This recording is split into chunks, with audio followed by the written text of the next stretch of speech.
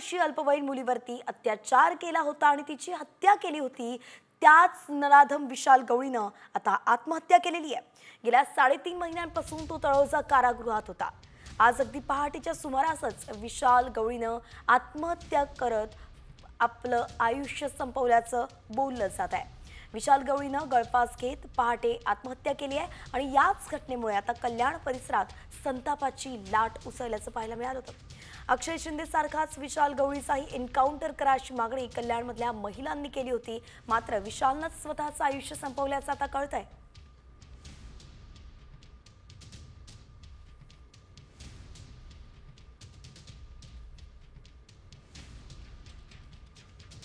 त्याच्यानंतर मी माहिती घेतली थोडी तर मला कळालं सकाळी बाथरूमला काढतात सगळ्या कैद्यांना बाहेर, त्यावेळेस त्यांनी काहीतरी केलेलं आहे म्हणून टॉवेलने आत्महत्या, टॉवेल गळ्याला बांधून आत्महत्या केली असं सांगितलं जातंय। खरं काय अजून कळणार नाही जोपर्यंत मी तिथे जात नाही। आता मी निघतोय तळोजा जेलला चाललोय। संशय आहे ना मला 100% संशय पोलीस यंत्रणेने मारले त्याला जेलात, कारण अक्षय शिंदेच्या बाबतीत पण असंच झालं होतं आणि ती भीती होती म्हणून मी न्यायालयाला अर्ज पण दिला होता जेव्हा त्याची पीसी चालू होती की अक्षय शिंदे सारखे ह्याला विशाल गवळीलाही मारतील, त्याच्यामुळे याला पोलीस प्रोटेक्शन वगैरे अजून एक्स्ट्रा ह्याच्या सुरक्षेत जेवढं करता येईल तेवढं करावं म्हणून। पण त्या अर्जावर काही निर्णय झाला नाही, काय नाही, आणि आता जी भीती होती तीच झाली। या दरम्यान तुम्हाला तुम्ही विशाल गवळीशी भेटला, काय सांगितलं? विशाल गवळीशी मी भेटलो होतो मागच्या 20-25 दिवसाआधी भेटलो होतो, जेलला व्हिजिट घेतली त्याची। त्याच्यामध्ये त्यांनी सांगितलं होतं की मी काही केलं नाही, मी निर्दोष आहे, आणि खूप काही अशी माहिती दिली होती त्यांनी मला, आणि त्यांनीही मला सांगितलं होतं की मला इथे पण धोका आहे। पण तेव्हा मी सांगितलं त्याला की मी न्यायालयात अर्ज दिलाय, त्याच्यामुळे तुला काय होणार नाही, काळजी नको करू, तू आता न्यायालयाच्या संरक्षणामध्ये। काय मागणी तुमची? मागणी आहे सर माझी, आता मी तिथे गेल्यानंतर मी बघेन काय झालंय काय। तर एकंदरीतच या प्रकरणावरून आता आपण पाहतोय पोलिसांवरती प्रश्नचिन्ह उपस्थित केले जात आहे। आधी अक्षय आणि त्यानंतर आता विशाल, दोघांचाही खात्मा पोलिसांनीच केलाय का असा संशय व्यक्त केला जातोय। पाहावं लागेल की पोलिसांची यावरती काय प्रतिक्रिया समोर येते। यानंतर आता आपण बातम्यांचा घेतोय झटपट आढावा टॉप 100च्या माध्यमातून।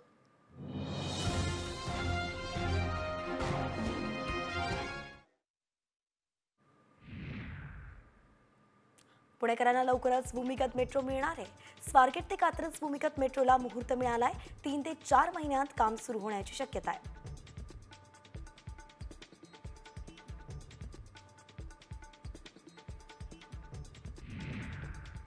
आज सीएसएमटी आणि विद्याविहार दरम्यान अप आणि डाऊन धीम्या मार्गावरती सकाळी 11 ते दुपारी 3:35 पर्यंत मेगा ब्लॉक असणार आहे। तर कुर्ला आणि वाशी अप आणि डाऊन हार्बर मार्गावरती 11 ते 4 ब्लॉक असेल।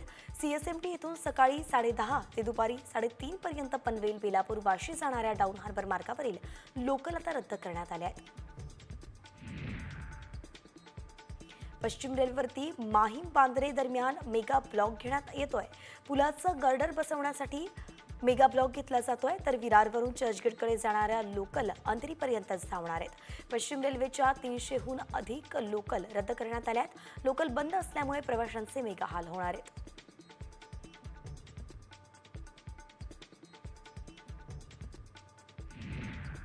मध्य रेल्वेनं 16 एप्रिलपासून आणखी 14 एसी लोकल फेऱ्या सुरू करण्याचा निर्णय घेतलाय आणि त्यामुळे सध्या धावणाऱ्या 66 एसी लोकल फेऱ्यांची संख्या 80 वरती पोहोचणार आहे। मात्र या 14 पैकी सकाळ आणि संध्याकाळच्या गर्दीच्या वेळेत केवळ एकच फेरी उपलब्ध असेल।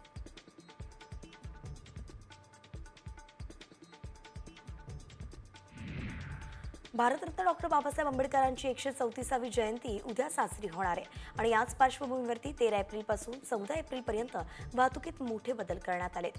दादरमध्ये अनेक मार्ग वाहतुकीसाठी बंद करण्यात आलेत, तर सर्व प्रकारच्या जड वाहनांना या परिसरामध्ये बंदी असणार आहे। त्यामुळे पर्यायी मार्ग वापरण्याचं आवाहन मुंबई पोलिसांनी केलं आहे।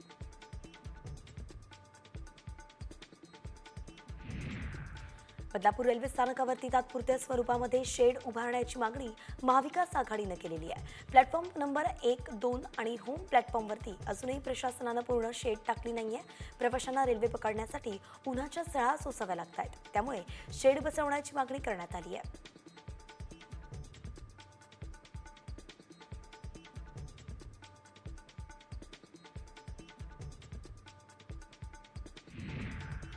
गर्भवती महिलेच्या मृत्यू प्रकरणी ससून रुग्णालयातील समिती आता चौकशी करणार आहे। यासह या गर्भवती महिलेला ज्या 3 रुग्णालयात उपचार देण्यात आले होते त्या तिन्ही रुग्णालयांच्या उपचाराची चौकशी या समितीमार्फत केली जाईल। पुणे पोलिसांकडून ससून रुग्णालयाला चौकशी करण्याचं पत्र लिहिलं गेलं होतं।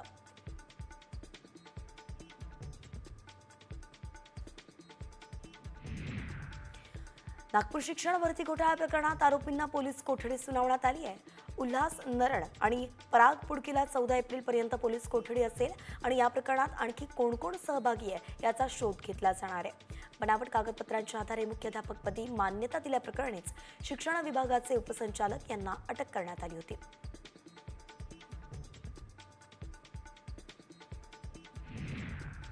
शिक्षकांना आणखी एका शाळा बाह्य काम करावं लागणार आहे। शिक्षकांना आता निरीक्षकांचं सर्वेक्षण करावं लागणार आहे। नवभारत साक्षरता कार्यक्रमांतर्गत निरीक्षणांचं सर्वेक्षण करण्यासाठी शिक्षण संचालकांनी नुकतीच सूचना जारी केली आहे।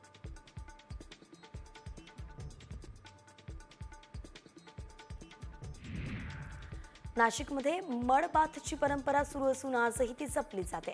आयुर्वेदिक मातीचं लेप लावून उन्हापासून आणि त्वचेच्या विकारांपासून प्रतिबंध व्हावा याच हेतूनं मड बाथचं आयोजन केलं जातं। संपूर्ण अंगाला मातीचा लेप लावून गाड्यावरती नाशिककर थिरकताना दिसतायत।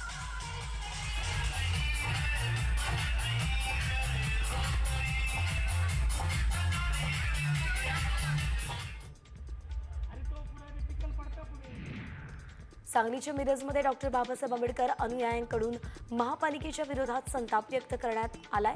रास्ता रोकोही त्यांनी केलेला आहे। आंबेडकरांची जयंती एका दिवसावर असताना पुतळ्याच्या ठिकाणी सुशोभीकरण करण्यात आलं नसल्याचा आरोप आंदोलकांनी केलाय।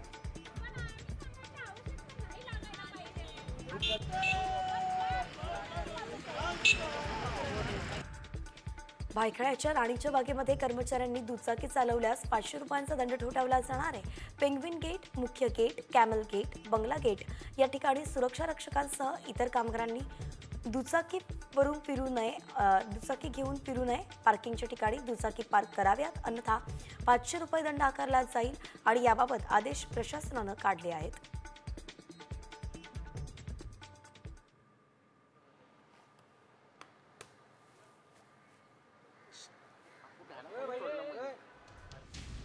एक मोठी बातमी आपण पाहतोय। सह्याद्रीवरती शिंदे आणि शहांमध्ये बैठक सुरू झाली। जवळपास गेल्या अर्धा ते पाऊण तासांपासून या दोघांमध्ये चर्चा होतीये। दुसरी भेट खरं तर ही आहे। पालकमंत्री पदाच्या वादावरती तोडगा निघणार का हा प्रश्न उपस्थित केला जातोय। तर निधी वाटपावरून सुद्धा शिंदे नाराज आहेत आणि तीच तक्रार ते शहांकडे करत असल्याचं कळतंय। तर ही बैठक नुकतीच पार पडल्याचं कळतंय आणि त्यानंतर आता अमित शहा दिल्लीकडे रवाना झाले आहेत। खरं तर गेल्या 2 दिवसांपासून अमित शहा हे महाराष्ट्र दौऱ्यावरती होते। काल संपूर्ण दिवस ते रायगडमध्ये होते, त्यानंतर रात्री ते मुंबईत परतले आणि आता मुंबईवरून ते दिल्लीकडे रवाना झाले आहेत। 2 दिवसांचा हा दौरा त्यांनी आटोपला आहे आणि या दौऱ्यादरम्यान 2 वेळा शिंदेंसोबत त्यांची बैठक झाली आहे। सह्याद्रीवरती शिंदे शहांमधली बैठक मात्र आता संपली आहे। शिंदेंनी अमित शहांची ही दुसरी भेट घेतल्याचं कळतंय आणि यात अनेक मुद्द्यांवरती चर्चा त्यांनी केलेली आहे। निधी वाटपावरून शिंदे नाराज होते, त्याची चर्चा झाली आहे। तर आता भोपाळसाठी अमित शहा रवाना झाले आहेत थेट मुंबईतून।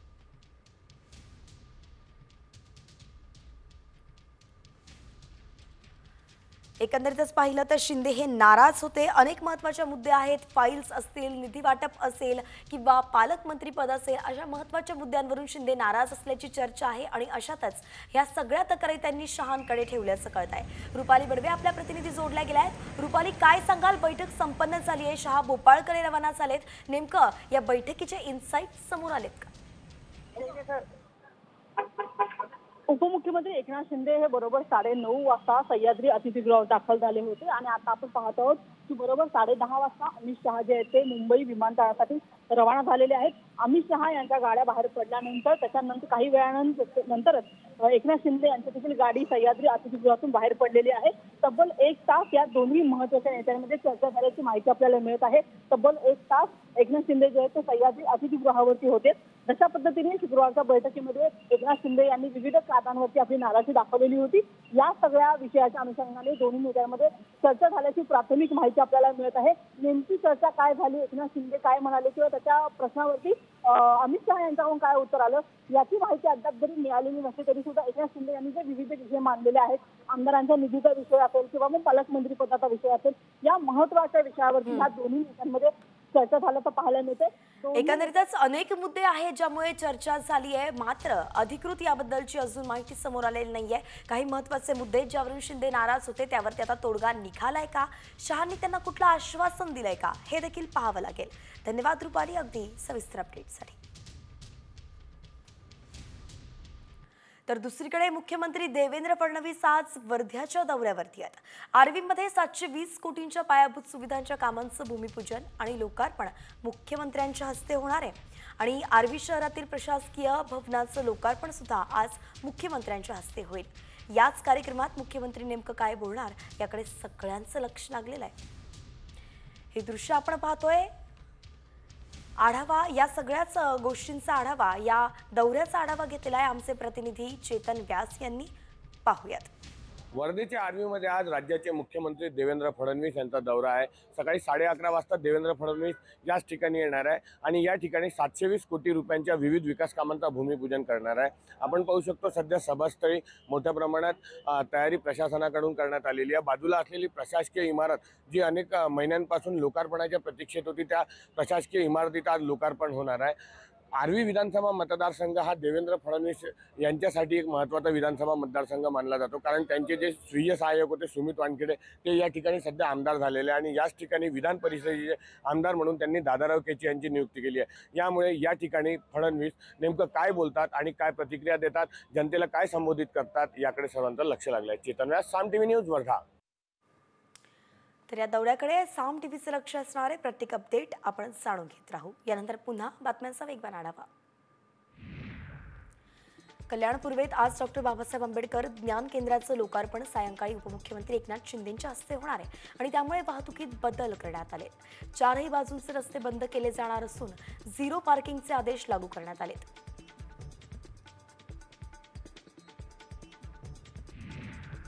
मुंबईत आतापर्यंत 13% नाले सफाई झाल्याचा दावा पालिका आयुक्तांनी केलाय. ही कामं 31 मे पूर्वी पूर्ण करण्याचे आदेश पालिका आयुक्तांनी दिलेत. शिवाय नियोजित वेळेत कामं पूर्ण व्हावीत यासाठी पालिका अभियंते सोमवारपासून नाले सफाईचा आढावा घेणार आहेत.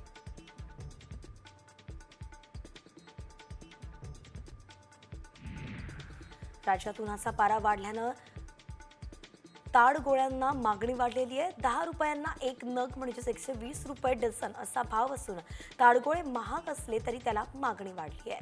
शिवाय कल्याण, विरार, वसई सारख्या शहरी भागातून या ताडगोळ्यांना चांगली मागणी आहे.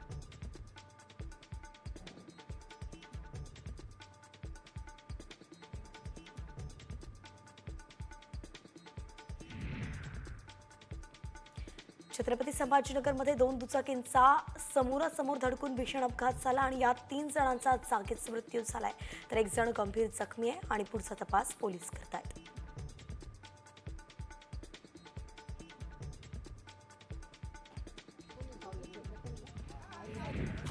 पंढरपूर जवळच्या टेंभुर्णीत गॅस चोरीचं मोठं रॅकेट उघडकीस आलंय. गॅस टँकरमधून गॅसची चोरी करून खासगी व्यक्तींना विक्री केल्याप्रकरणी राजस्थानमधील दोघांवरती गुन्हा दाखल करण्यात आलाय. दरम्यान गॅस विकत घेणाऱ्या खासगी व्यावसायिकांवरती मात्र कारवाई केली गेली नाहीये आणि म्हणून पोलिसांच्या प्रकरणाला पाठीशी घालत असल्याचा आरोप केला जातोय.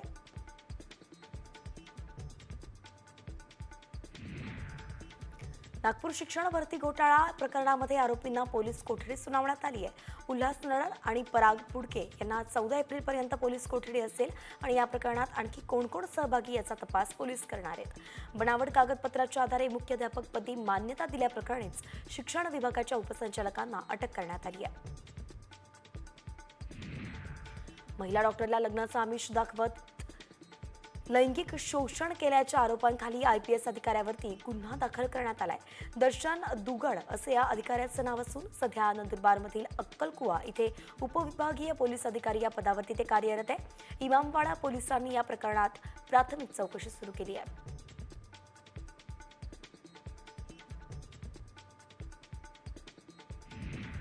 तर कल्याणमधील अल्पवयीन मुलीवरती लैंगिक अत्याचार करून हत्या केल्या प्रकरणातील आरोपी विशाल गवळीनं तळोजा जेलमध्ये आत्महत्या केली आहे. पहाटेच्या सुमारास गळफास घेतल्याची प्राथमिक माहिती मिळते. 3.5 महिन्यांपासून नराधम विशाल गवळी आणि त्याची पत्नी साक्षी गवळी तुरुंगात होते.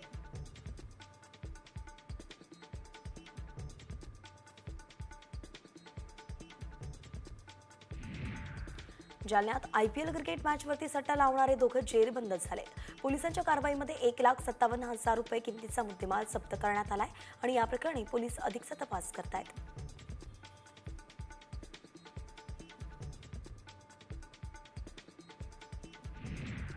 पुण्यातील कल्याणीनगर भागात असलेला पब पोलिसांनी सील केलाय.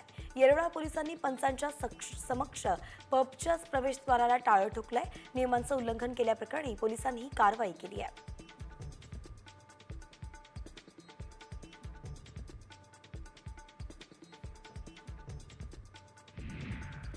सांगली पोलिसांकडून तब्बल 84 लाखांचा अंमली पदार्थांचा साठा नष्ट करण्यात आलाय. 813 किलो वजनाचा हा माल होता, ज्यात कोकेन, ब्राऊन शुगर आणि गांजाचा समावेश होता. जिल्ह्यातील 9 पोलीस ठाण्यांअंतर्गत 1986 पासून 2024 पर्यंत विविध कारवायांमध्ये हा नशेचा साठा जप्त करण्यात आला होता. पुण्यातील हडपसर परिसरातील सय्यदनगर भागातील गुंड टिपू पठाणचा पोलिसांनी माज उतरवलाय. जिथे गुन्हा केला तिथेच पोलिसांनी टिपू पठाणसह त्याच्या साथीदारांची धिंड काढली आहे. एका महिलेची जमीन बळकावल्याप्रकरणी टिपू आणि त्याच्या साथीदाराला पोलिसांनी अटक केली आहे.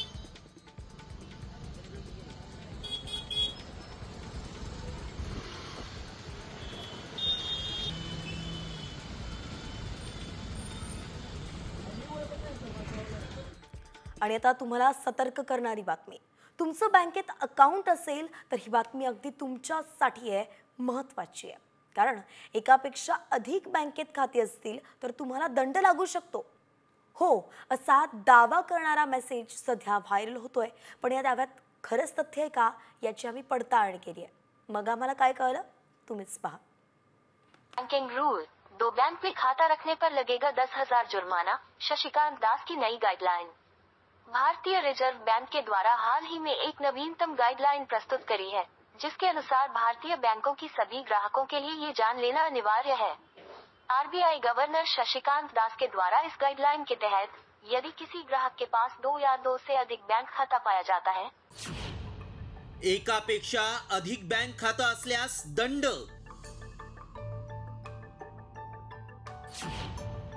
दोन बँक खाती आढळल्यास कारवाई होणार. व्हायरल मेसेज मागचं सत्य काय?